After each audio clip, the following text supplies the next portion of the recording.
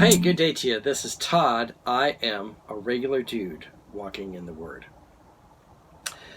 We're we talked about yesterday, this is a four-part series here. The first part is taking off that sinful nature, getting rid of that sinful nature. And then today we're where we put to death that sinful nature. Today we're talking about putting on Jesus. Now, as we talk about this, and if you've been with me for a while, through several books of the Bible at least, you may think to yourself, Todd, I've heard this before, and I think you're repeating what you've said. Actually, if you look back in the book of Philippians, which is, we taught this 2 books ago, Philippians is the book right before this. The same type of message was being taught. Paul was telling the Philippian church, you need to get rid of the sinful nature and put on, the Holy Spirit and Jesus.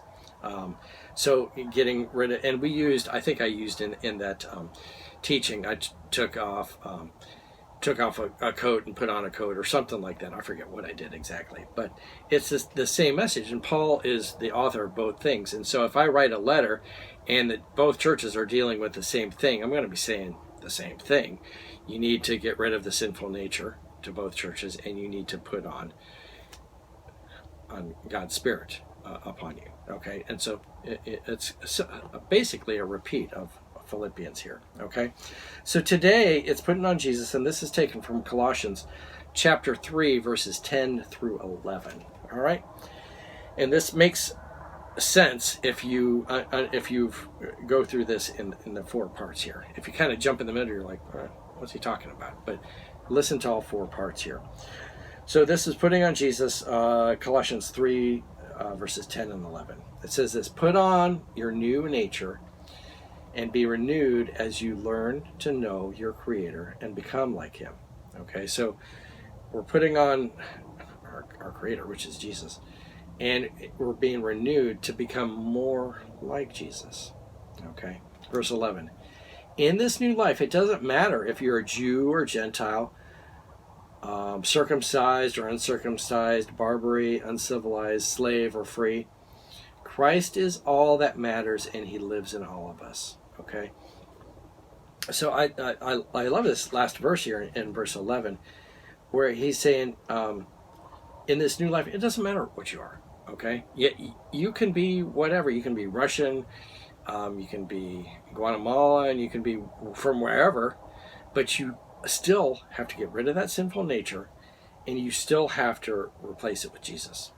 Okay, it doesn't matter who you are. Okay, you're not exempt if you're from, Arabia or anything like that.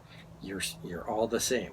Okay, we talked about being all the same, how death is the great equalizer, Sunday, in the teaching on Psalms. And so, uncircumcised, circumcised, uncircumcised, slave or free. The last sentence is the big thing here. Christ is all that matters, and He lives in all of us.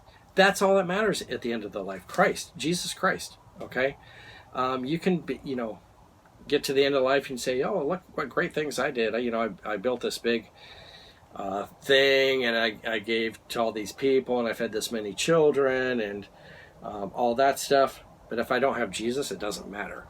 I'm going to hell. But if I have Jesus, that's all that matters. Okay, so the bottom line is you better have Jesus, because that's all that matters at the end of your life. All right, that's it. Hey, thanks for watching. I am just a regular dude walking in the Word, and I look forward to seeing you tomorrow as we continue our journey looking through Colossians. Lord's blessing. I'll see you then.